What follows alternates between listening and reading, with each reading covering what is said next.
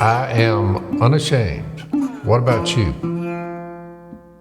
So yesterday I was driving back from my southern lair, which actually is the name of my house now. It started out as a joke for the podcast, but now Tony has painted me a sign, or at least a sign that says Southern Lair, which is going to hang on my house down there, which is kind of funny. But I had to stop by on my way home at Billy's Bacon. Billy is a guy from Yazoo City, Mississippi, that makes some of the best smoked bacon in the world. So I had to stop by and buy my 10 pounds of bacon because I got all my people here, Chad, our nurse practitioner, others who love the bacon. So I feel like I'm part of a bacon cartel now. Well, I pay people in bacon. For instance, if you're just going to have green beans out of the can, not even fresh ones, but if you got fresh ones, it's better. But you get them out of the can, green beans, take them, drain the water off of them. What you do is before you put the green beans in a skillet to warm them up, just take some of that bacon, 3 or 4 slices of that bacon, cut it in pieces about like that, put it over in there, stir it around a little bit, and about the time it's turning brown, put your beans in, your green beans, and then turn your fire down low, put a lid on this, let them steam there a little bit with that bacon. It really helps green beans. Oh, it's amazing. You're right. Anything they go in, I got news for you. I do that with everything. Well, I was just I was offering them a possibility and let them branch on out from there. I'm going to give you, I need to give you a pound of this bacon. Let me reveal. Dad's got some. From earlier episodes. A couple of slices. Let me reveal a conspiracy theory from earlier episodes. We had the Great Cheese Caper that you told us about, and I found the cheese heist. The cheese heist. Well, listen to this. By the way, let me just say something about that. So we get over there, Dad, after the podcast, we go to his house, and he's saying the same thing to Dan and Mom that he did on the podcast. And Dad said, "Oh, the cheese is up in the refrigerator. I've already brought it." This is weird. Yeah. What I'm fixed to do. I was just wondering, I saw a whole back car loaded with 2 big boxes of cheese. They said this was a gift. There was cheese from there. Wisconsin. Dad didn't know it. These people, for you folks in Wisconsin with that cheese, you wouldn't have believed what happened. It was like ravaging wood. They attacked that cheese. Well, I got home. I said, "Where's the cheese?" Somebody said, "Well, they didn't get it." I have some further developments. So I come home yesterday. I open my refrigerator, and there's cheese everywhere. I think it had to be part of this stash. Somebody brought me some cheese, and I think it was your cheese. I've been looking for that somebody ever since the cheese arrived because it went everywhere but to me. And I'm thinking, well, where's the cheese? It's in the country kitchen. They're in small blocks, and each one of them, like, it's Colby, aged Colby. Well, one of them said bacon and cheddar. Yep.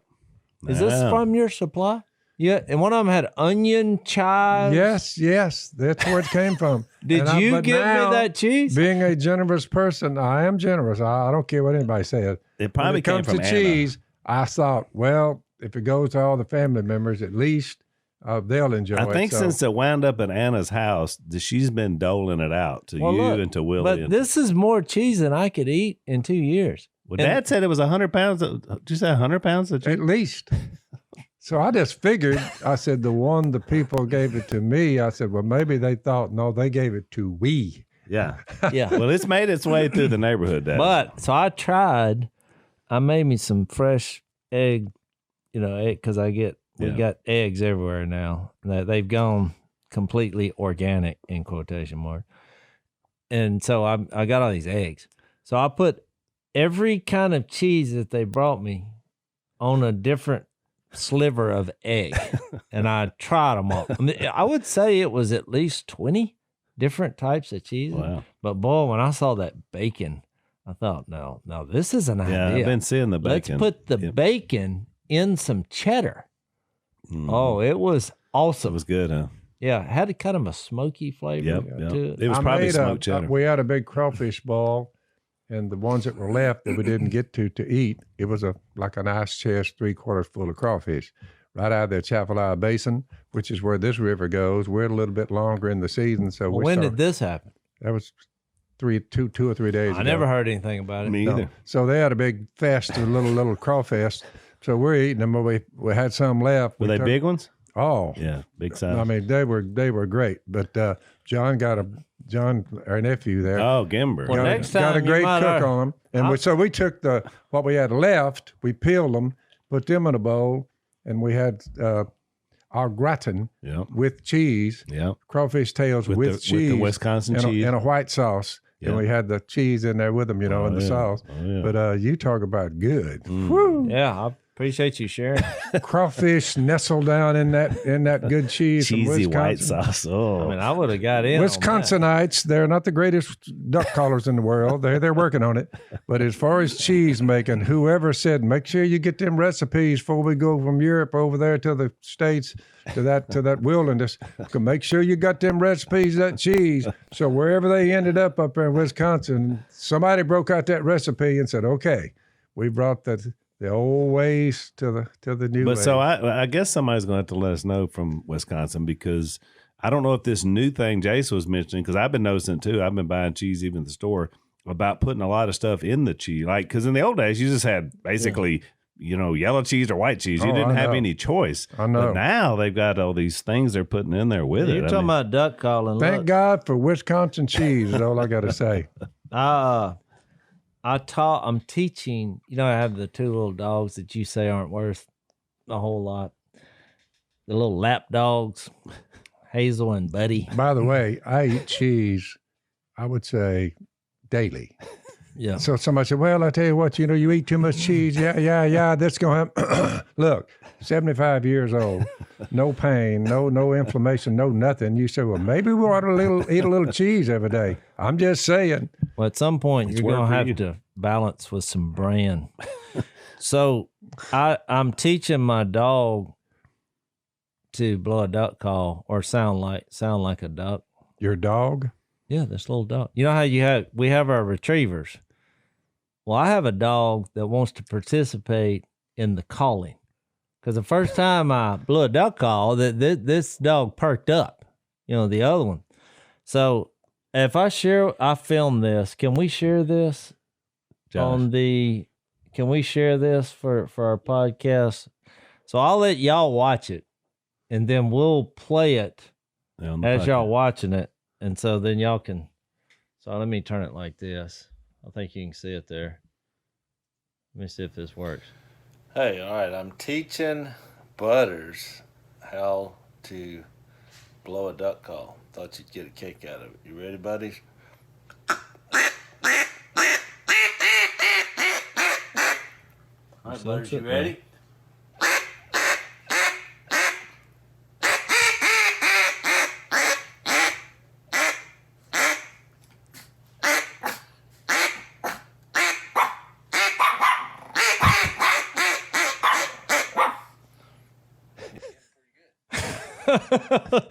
Did you notice the cadence of the bark? Yeah. I didn't really pick that up. But he sits there. He lets me go. He lets me do my thing. There's hope with that sucker. And then he does a quack, and then he'll. I said that to my daughters and my wife last night. It's the world's first duck calling dog. What is that dog? A Chihuahua? What is he? You know what? You got me. It's little. Yeah.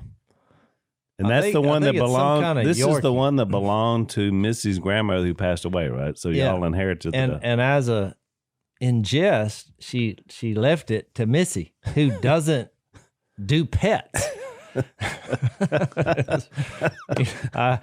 When I was informed of that, I thought, yes, that is funny. but the dog was gonna live in Austin. Yeah. But the dog, Missy, called me one night and she's like, it's me or the dog. So when next time you come, take that dog with you because I can't handle it. So me and the dog Can you tell Jase? Either get rid of the dog or have a divorce. Dad, can you tell Jase has spent a lot of time alone now at home? This is oh man, this is what he's come up with to amuse himself. He's teaching his dog how to. Yeah, I thought, to my knowledge, I don't know of another duck call emulating dog, and It does. He does the same thing every time. He lets me get started. He jumps up on the top side. You notice the other dog, Hazel, she's like, no, I'm too old and fat for that. She doesn't do anything. She just sits. We had one down there, Jason. Remember we put the Arkansas highball on him, very high pitched, and you kept it long enough. We had one. Yeah, he started howling. He would howl because it was hitting his hearing level. He was howling at the moon. Well, these two dogs do that too. We'll go through the howl, but that's more just I have seen people that do a pretty good with their voice. One year we were doing a Duck Commander Day. We used to do those at the church. It was always a big outreach day. Everybody'd wear camo. Everybody got excited about it. And usually one of us or all of us would speak. And I remember one year we were doing it, and that's back when I was preaching regular. And somebody said, there's a girl here that, she sounds just like a mallard duck with her mouth. And so I was like, So I get up there and I'm like, welcome everybody. I said, hey, somebody told me there's a girl here. Well, she pops up. She's back in the back of the auditorium. I said, cut down on it. Let's hear what you got. And she's like, bah, bah, bah. like with her mouth, she sounded like she was really good. And I was like, man, you can do anything. I've seen several individuals. One from Florida called me up one day and said, hey, listen to this. I don't need a duck call. I said, really? He said, yeah, I didn't sound like a duck with my voice. I said, crank down on it. So he did it over the phone and came to see me later on. And I said, man, you've got quite the skill set. He could sound just like one. And there are some individuals out there. If everybody could do that, we'd have never had a business. Well, you remember the guy who sounded perfectly like a duck with his mouth? Yeah. You remember the guy? Yeah. It was incredible. Yeah. He started off doing Donald Duck impersonation, but it led to, he trained his voice. He doesn't need a duck. He's bad for business. Yeah, raspy. He may get back in touch with us after this little episode, but he may. The boy could sound like a duck. Actually, so you remember who was a message during duck season because he somehow got my number and he was like, "You remember me?" Of course. But he's like, I'm the guy who sounds like a duck without a duck on. And I was like, oh, I remember you. Was it Johnny Wink that could do the goose? He does. He does the geese. And it's so funny because the way he does his mouth, his teeth, it's almost frightening to watch it. Al, it is frightening. Phil characterized him the best I've ever heard as saying he's a bit high strung. That guy, Johnny Wink. A lot of us hunt and a lot of us enjoy it. We have passion, but he's another insane. level. Yeah. It's like I've gone with him a couple times. But he's a true duck hunter. Oh, he is hardcore and goose hunter. And can sound like a goose, but it's so funny. I just laugh. Whatever you're gaining by his call, your buddies are laughing so hard because he just gets a crazed look in his eyes, and it's so loud. He's into it, and the way he does his mouth, it's just like you don't think it's humanly possible for your jaw to get in that position, and yet he does it. Yeah. Let's take a break, and then I know Dad's got something for us. So one of our sponsors that we've had for a pretty good while, that's one of my favorites, is Omega XL. And the reason why is because these guys have come up with an amazing product that basically deals with inflammation and pain. And I've been taking it now for almost a year, I guess. And it's amazing. I don't take ibuprofen anymore. And I was taking it daily, just for aches and back hurt and all that kind of thing. So it's really knocked it out for me. Dad takes it as well. It's the only thing you take, really. I have not any, zero, nilch, none. What'd you call it? Aches inflammation. Inflammation. No aches. Right, which is really good. So it comes from mussels that they grow in New Zealand, which is pretty amazing. They got over 35 years of science that goes into it. So you want to check these guys out if you got some aches and pains. Here's how you get started. You go to OmegaXL.com. You buy one bottle, you get the second bottle free. So it gives you a couple of months supply. That's OmegaXL.com/Phil. Or you can call them 800-844-4888. That's 800-844-4888. Got something for Jase. So we've heard him expound on this repeatedly. So I wonder if the scriptures have anything to say So is this about guys who go around looking for treasure. Treasure hunters. I like this. So what? I've probably read most of these. My son, which you are, This is under the heading of the moral benefits of wisdom. Here's wisdom, Jase. My son, if you accept my words and store up my commands within you, turning your ear to wisdom and applying your heart to understanding, and if you call out for insight and cry aloud for understanding, and if you look for it as for silver and search for it as for hidden treasure, then you will understand the fear of the Lord and find the knowledge of God. Look for the moral wisdom as if you were looking for buried treasure. So when Jase does his treasure, looking for treasure, it's pretty good to make that next step forward and say, you know what? I wonder why he would say moral wisdom is, look, it's hard to find. It's what he's saying. So you need to put this in your heart. And we talked for whole podcast. The whole podcast, and like 4 minutes left, Phil said, I found it. Yeah. Well, you and I have been talking the whole time. Dad never said a word because he was trying to find that. I went this past weekend and asked, and no, Phil, you're gonna love this story while you're looking. Okay. So the farmer who owns the land where we have our bed and breakfast at Logtown, and he said, you can hunt anything I have. And so I looked at old maps, and tried to find places.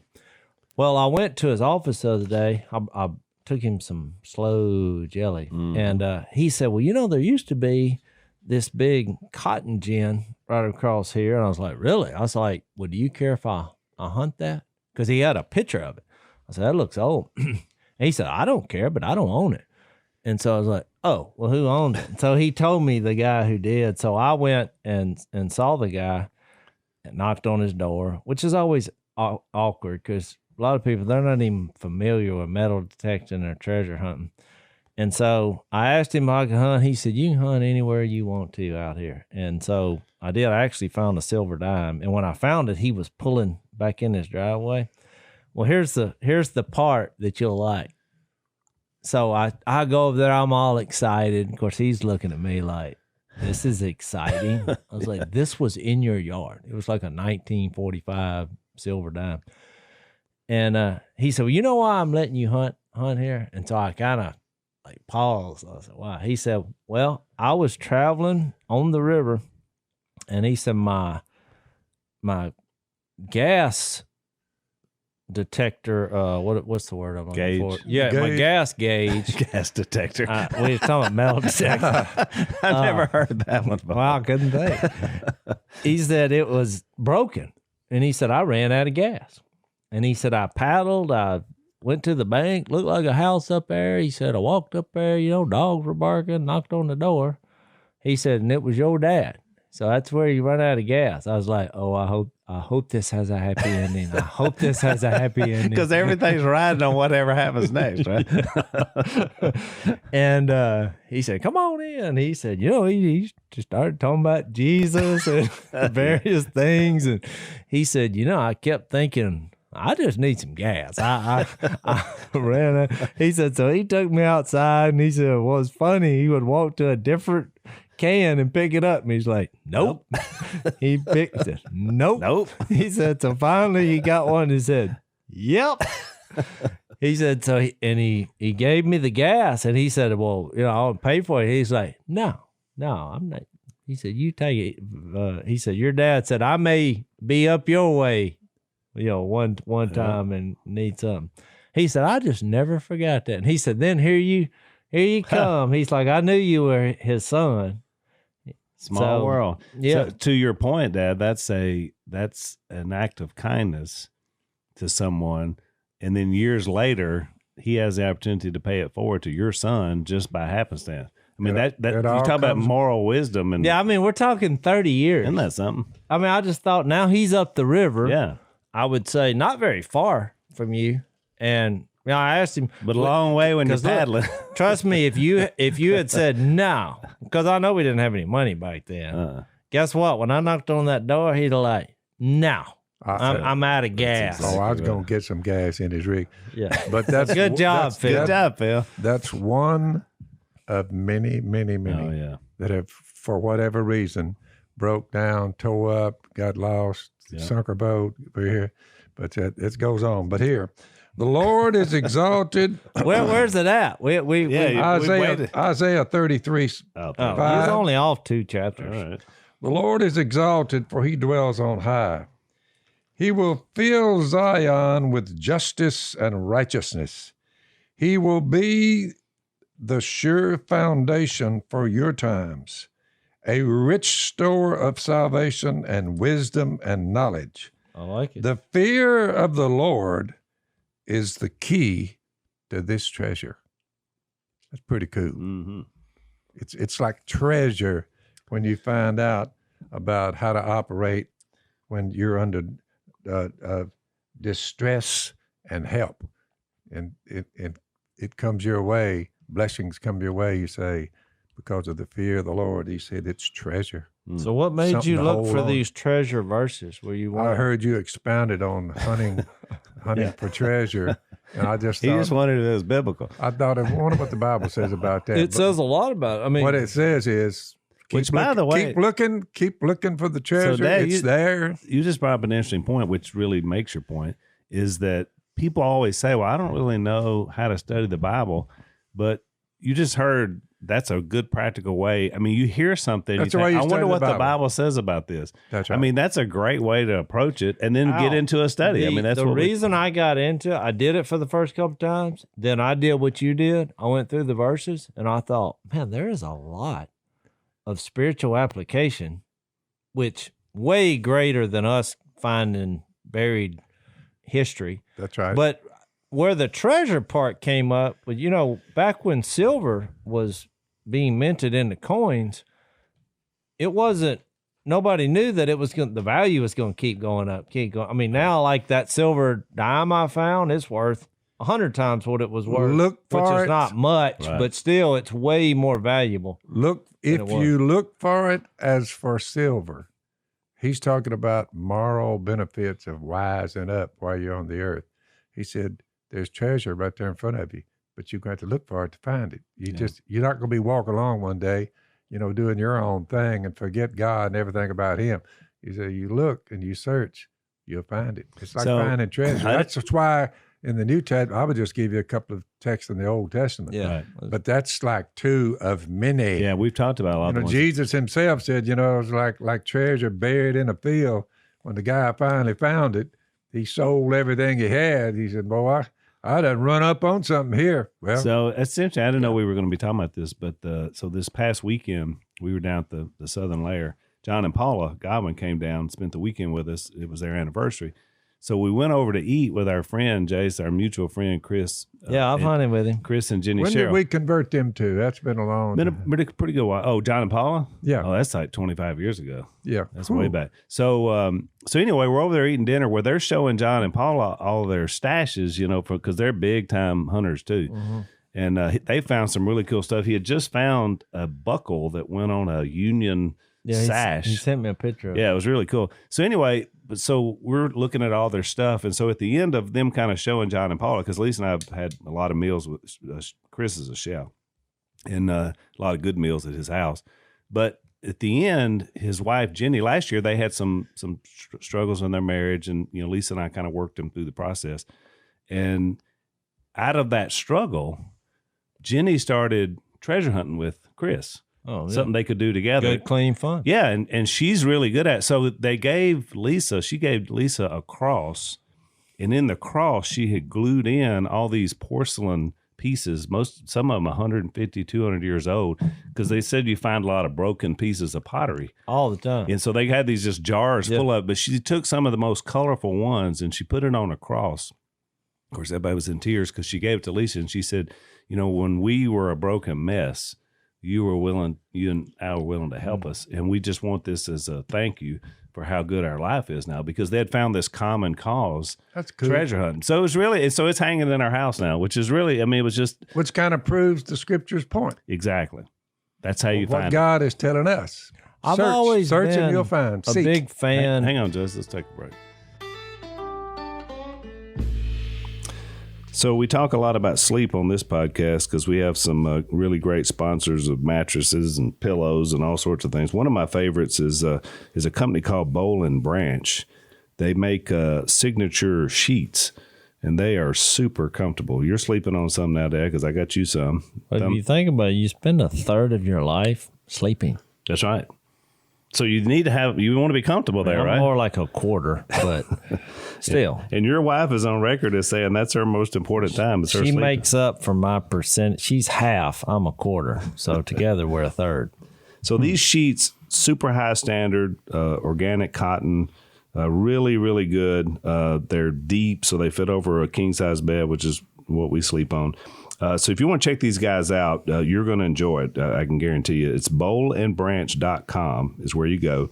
You get 15% off your first order of sheets when you use the promo code Robertson at checkout. So it's 15% off. Boll and Branch, BOLL and branch.com, promo code Robertson, and enjoy your sleep. I've always been a big fan of good, clean fun. I mean, when I was in high school, and I wasn't going to the party scene. I mean, I was all in for Jesus. You know, the problem is you got to find something to do. So, I mean, I would go to sports and hunting but even I think as when you get older, finding things that are good and fun. Of course, there's some people in the world, they don't like people. They just want to leave everything buried because they're like, somehow or another, if you dig this up, you're bringing up the past. Yeah. I'm like, it's a material that means nothing compared to Jesus. It's nothing. And it's good, clean fun. You're cleaning up the metal in the dirt. Think about it, Jace. Once you run up on, I had no idea, but at about 28, that's getting on toward 30. I'm like, I find this treasure of the gospel. And the Apostle Paul alluded to what Isaiah said in the Proverbs. He's saying we've got this treasure in jars of clay. That's right. With our bodies, and you're like, we came from the dust, but you find this treasure, and you carry that around with you, boy. What he said, a find! And every jar of clay is flawed. You know, it's not perfect. Well, it says to show that the power comes from Him and not us, which is what. If you think about it, God is the ultimate detector because He finds us, we're the treasure, cleans us up. Yeah, He views us as treasure, which is an awesome thought. But I do like the idea of searching because, Dad, you mentioned at 28, you're now about to be 70. 75. I'll be 75 this month. So, and you've never stopped searching. No. You still search. Still search. I mean, which is You know awesome. what's amazing? What I didn't know at 28, that the treasure was even there. Once I found it, you say, so fast forward about 50 years later, you say, oh, I've found treasure after treasure, more and more treasure as I go on. It just keeps coming. Yeah. I just keep, but it comes from the word, comes from the word. All scripture is God breathed. Yeah. It's useful for teaching, rebuking, correcting, training. You take these scriptures and you say, you'd be amazed what they'll do if you just obey them. It's amazing. I had an interesting conversation. Peace of mind will come your way. By constant use, you train yourself. So this guy was saying, he said, I read the book of John since you recommended that. And, that was really good. He said, my goal was to read it 3 times in a year. And I said, I read it every week. And he said, well, how long you been doing that? I said, about 30 years. I said, so think bigger. You're not, I mean, I hated to tear down the playhouse, but I was thinking 3 times in a year, you're going to need to get into it more than that. It'd take you 15 minutes to read it. It's maybe 20. But I thought it was comical. I was thinking, that's great, but the bar is way too low. But you've come up on a serious point because you read through the book of Acts. What was the message? What were they told to do because of the message if they believed it? Right. Over and over and over. Why be so redundant over and over and over? so you couldn't miss it. Right. If you're looking. Yeah, and you find new stuff, but you find new, because it's a person. It's like, I mean, I've been married to my wife 30 years, but I'll stumble up on something I didn't know very often. I mean, it's just, you get to know somebody and things change, but when it's done, when God is revealing himself in a person, just the little things in his attitude and the way he handled different situations, there's just always something new that comes out of it. And I like the idea of the unexpected. In Acts 16, which is where we are, Paul winds up in Philippi, which is interesting because when you read the book of Philippians, which is only 4 chapters long, it's one of the best little books in the Bible to me. It's full of joy, and you can tell when you read Philippians, Paul had a real close affinity with the church there. And what was interesting about it was, if you get over to verse 12 in Acts 16, they traveled to Philippi, a Roman colony in the leading city in the district of Macedonia. Now, earlier he had had a vision to go to Macedonia. He wasn't going to go there, but the Holy Spirit prompted him to go there. And it said they stayed there several days. And in verse 13, it says, on the Sabbath, we went outside the city gate to the river where we expected to find a place of prayer. So I thought it was interesting. He had gone to the Sabbath first. It doesn't say it, but it kind of sounds like they kind of struck out. Like, so now they're just going to go down by the river, basically to have some alone time and pray. But they run up on this woman there. One of those listening, it says, we sat down and began to speak. She wasn't with them. She would just listen. That we call it secondhand conversion. Probably down there doing the wash. Who knows? So, but we sat down and began to speak to the women who had gathered there. So they were probably gathered to wash clothes, is what I figure. One of those listening was a woman named Lydia, a dealer in purple cloth from the city. So she's a businesswoman who was a worshiper of God. The Lord opened her heart to respond to Paul's message. When she and the members of her household were baptized, she invited us to her home. If you consider me a believer in the Lord, she said, come and stay at my house. And they persuaded us. So I thought it was interesting because it's a great little picture of what you described about treasure. I think, Paul was set out kind of with a mindset. He goes to Sabbath like he normally does. You never know who's listening. You don't know. And that's why, she becomes the bedrock of this church that starts in the city that later on, listen to the way he starts the book of Philippians. He says, I thank my God, chapter 1, verse 3, every time I remember you. This is to the church there years later. And all my prayers for all of you, I always pray with joy because of your partnership in the gospel from the first day until now. Yep. So, he had an affinity, but it all started on a riverbank with some women gathered up. And I don't think that wasn't the plan. No. But Paul sees the opportunity of the moment, and it's like this small world. Jase tells that story about trying to convert about 3 or 4 or 5 of his old buddies, Oh, yeah, and the guy one of them listened for about 30 seconds and left the premises, but he's back in his back room, and he's got his head against the door. That's so Jase is talking to this one group. None of them said, I'm ready. I'm there. I don't know about this right here. Then a voice crying out in the wilderness said, I am. And Jase looks around there. Well, the guy who left the premises had the door cracked back there. He's listening. What was that old guy's name? McIntosh. He listens to the podcast. So I talk to him all the time. Yeah, Kevin, I know you appreciate us telling your story. Good listening there, McIntosh. The voice.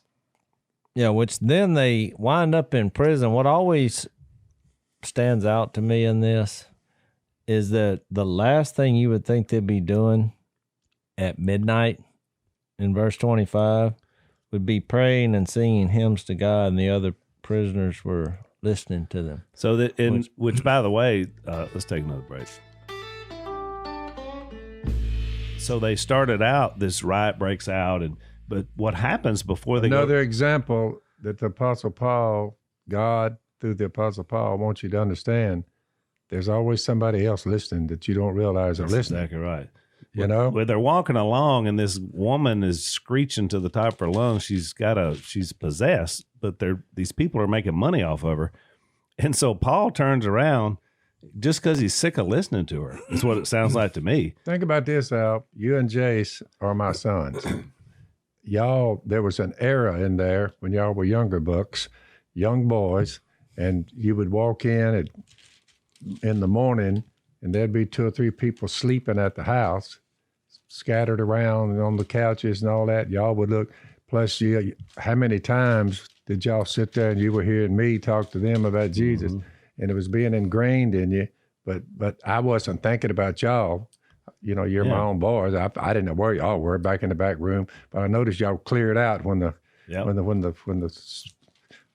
Bible study started. When the Bible study started, y'all moved away, but y'all heard that your entire life. Right. Well, say what you will, Al.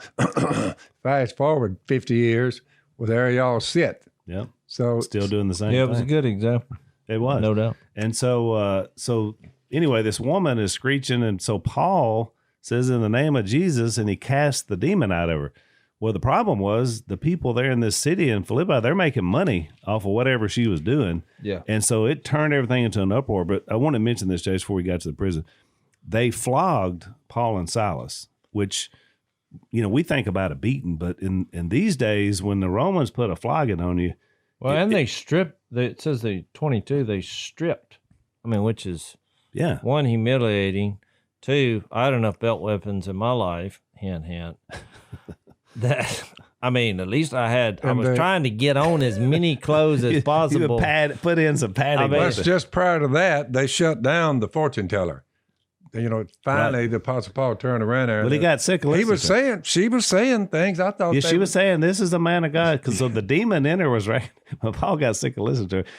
But here's why I want to make the point, because it's going to frame the rest of the book of Acts, is that Paul is a Roman citizen. They don't know that. Well, the Romans had a lot of similar rules Americans have. There's certain things you can't do to violate a Roman citizen's rights. And one of them is to beat him without a trial. Well, they didn't know. They just thought By the way, we still teach Roman law. That's right. A lot of it came from the Romans. It's very similar to our founders. They're not beating.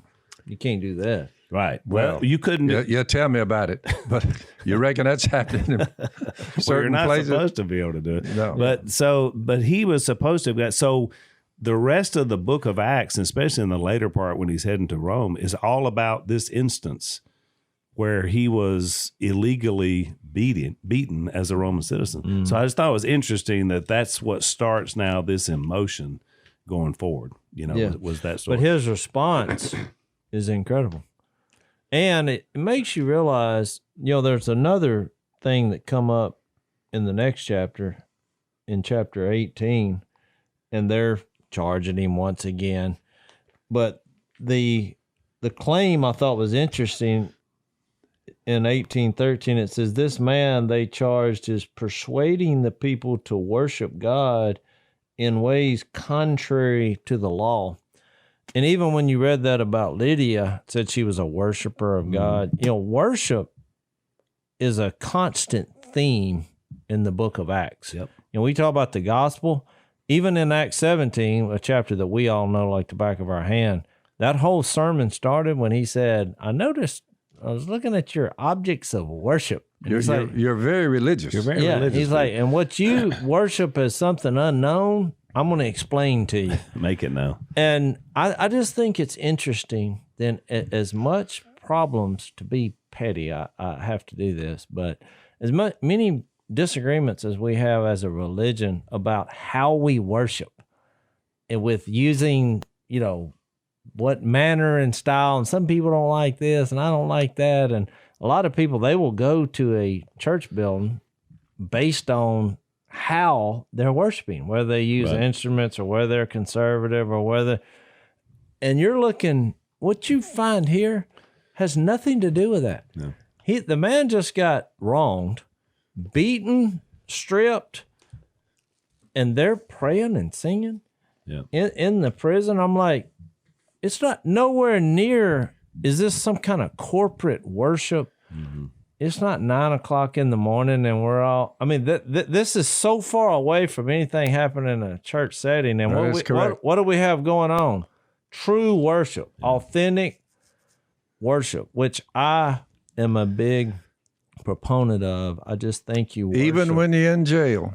You worship every day. It's not how, it's who. And they're locked down in the center of this, whatever the structure was like, because they got them double locked in the middle, and they're singing. And you think about all the other people around them. There were other criminals in there. By the way, well, and it says people that deserve to be there. Yeah, the prisoners were listening, and the guards. Right. Yeah. By the way, really, really, really, how much has changed as far as the message goes and the persecution, how much has really changed from that culture to this one?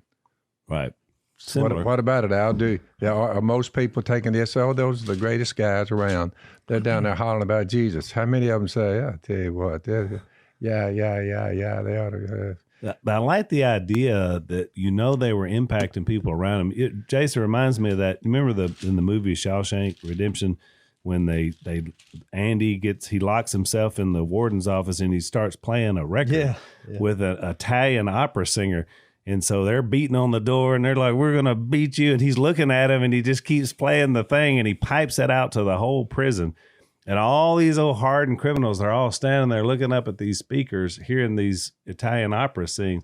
And then Morgan Freeman's doing the voiceover and he says, that we don't know what they were saying, but that day we soared. Yeah. Because it was the idea of that. And when I see that scene, I think about this scene and them singing in that I thought prison. the exact same thing. Because when you look at things from a spiritual perspective, that's what you do, and that's what worship is. I mean, the first time I walked into the church where we meet at now, because we came from a church of 25 people, and look, we worship and sang because we believe in Jesus, but it sounded terrible. I mean, number one, it was all... and the songs were hundreds of years old. And when I walked in there, I thought, I didn't know what they were saying, but I felt the same way. I thought, I know who they're singing to, and I am fixed to get some chill bumps at this place. Let's take one last break. So with the coronavirus that came through, would you say that there's been undue restrictions placed on the people of God across the country? What do you think? I think it was attempted. We just, and the Christians just won a big Supreme Court decision because they tried to say no small groups because they already shut down the places of worship, quote unquote. And so people were meeting in their homes. Well, the leadership out there tried to shut that down, but the Supreme Court said, no, you cannot do that. You can't tell people they can't gather in their home and worship God. Which, thank goodness for the Supreme Court, but it just shows you what we've been up against, which, they still won't let them sing or chant or whatever, that's still on the book. That's why I'm saying it hasn't gone anywhere. No, you're right. The big picture. I think it's a small thing. They know people are going to do it. I mean, but it's a small way for them to protest faith. Yeah. I would say it's bigger than small. Yeah, I mean, trust me, I'm not asking permission to go meet with people and worship God. Right. I'm just not going to do it. So what happens in our story is that they're singing, people are listening, the guards listen, everybody's tuned in, and all of a sudden the Almighty just makes an earthquake happen. And so it's an odd earthquake because all it did was open everything up, where they could come out. So the jailer back in these days, if you were in charge of a jail and there was a big escape, they killed you. Yeah, and all the guards. I mean, you're talking about having your life on the line for your job. It's kind of a Godfather. Yeah, exactly. I mean, the Romans didn't really let people. So this Philippian jailer, he's like, he's getting ready to kill himself because he's like, it's over. He looks and sees the jail. It wasn't his fault, but it was an earthquake. And then Paul's, we're all still here. Don't harm yourself. Don't harm yourself. We're good. Nobody's left anywhere. Which is amazing because all the chains had fallen off, the doors are all open, but nobody makes a move. And then because that guy is so impressed with this guy, this prisoner, who apparently is not trying to escape. What about me? That's right. What I need to do to be saved. Then he says, I want what you have. Yep. And so I find it interesting that first it says they washed him up. And then they were all baptized.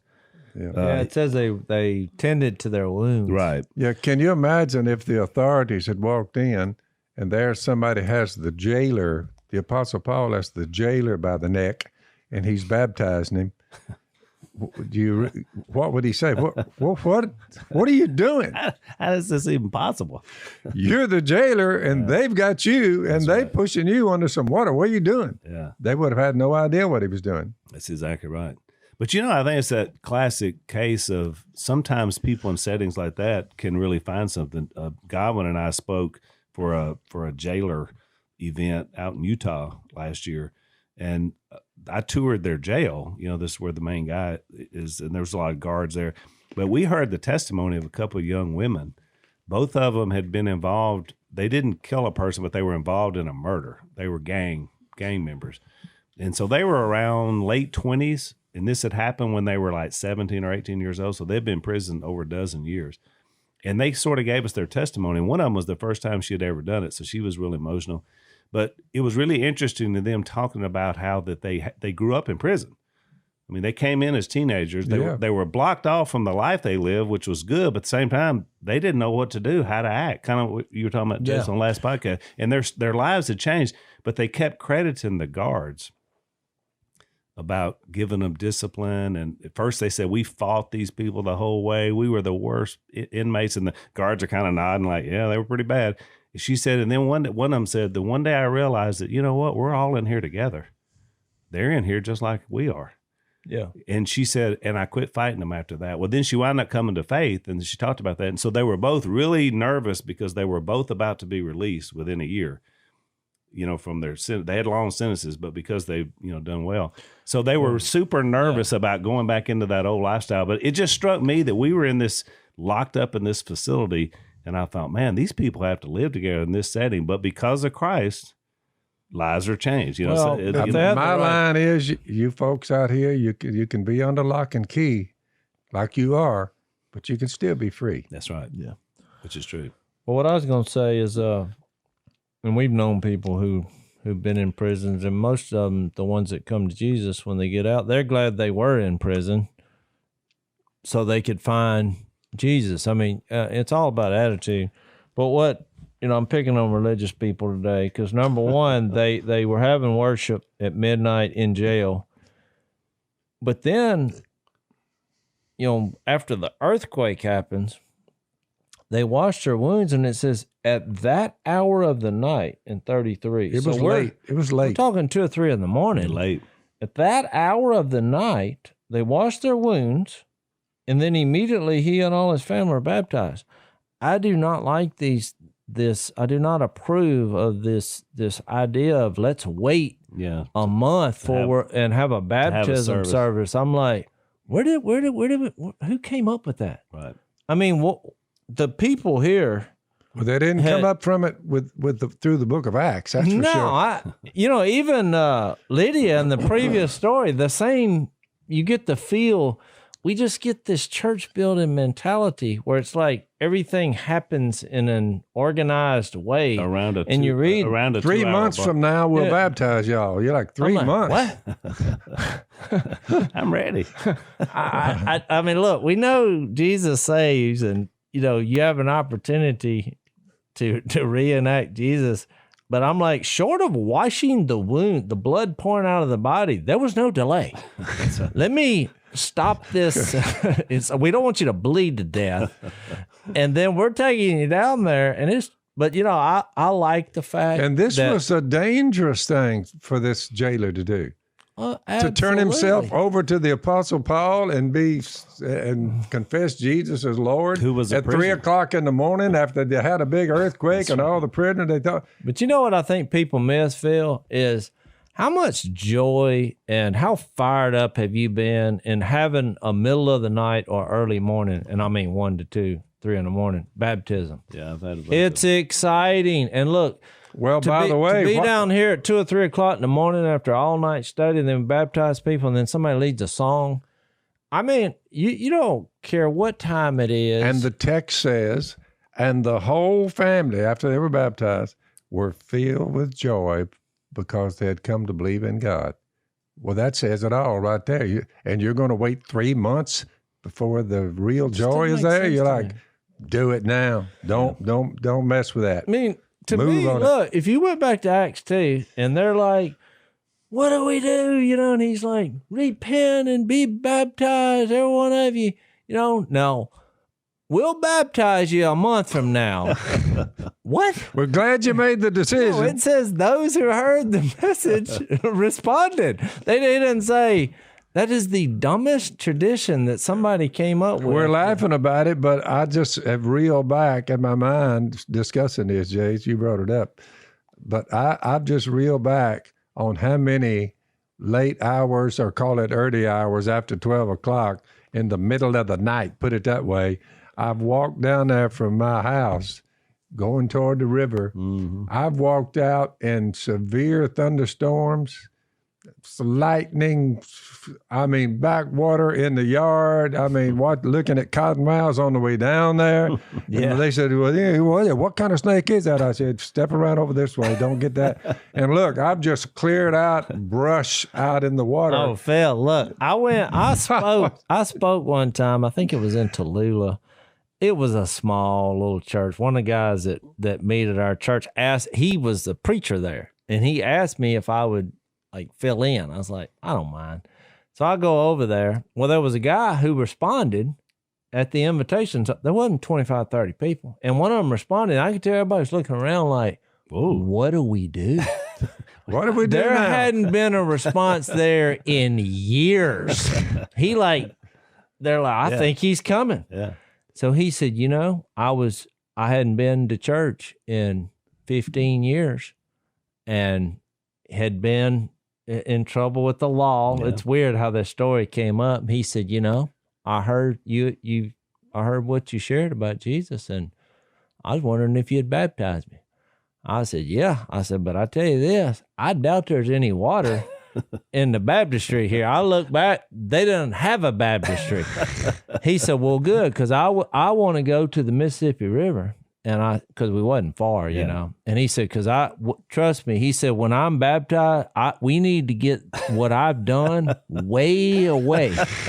He said, let's go with the biggest river we got, which I thought was funny. We need strong current taking all that sand to the Gulf. So we drive to the levee, Mississippi River, and the water was way up. And I felt like we may die here, because it was just the current was roaring, and I thought, you know what, we've gone this far. That's right. And so we walked down, and about that time, we baptized me. We come up when a truck pulled up, and it was just happenstance or a God orchestrated meeting. His buddies, the guys he knew, were from that area, and they were like, what are y'all doing? And he's like, well, I'm glad you asked. And I just launched it from there. I was like, yep, we just buried this old man because of what Jesus So has then his done buddies for this heard man. it too. Well, then they just took off. But maybe I felt some persecution. Rapid rate of speed. Maybe they came around later. But he looked at me and he said, we drew the line in the sand. I was baptizing a girl down there in the river at night, and some fishermen were out there, and they pulled up there. What the hell going on? They hollered cursing. You know what? I said, we're baptizing this girl. Y'all want in on some of this action? And boy, they gunned that thing and said, could not get out of here. Some crazy cult. True story. So anyway, they go to Lydia's house after they leave, and I think we'll leave with this, that the foundation of the Philippian church was a woman they met by the river. Yep. And a guy and his family that were jailers. So that's pretty cool. Pretty cool story. That's worship, Jase. Thanks for listening to the Unashamed podcast. Help us out by rating us on iTunes. And don't miss an episode by subscribing on YouTube, and be sure to click that little bell to get notified about new episodes. And for even more content that you won't get anywhere else, subscribe to Blaze TV at blazetv.com/unashamed.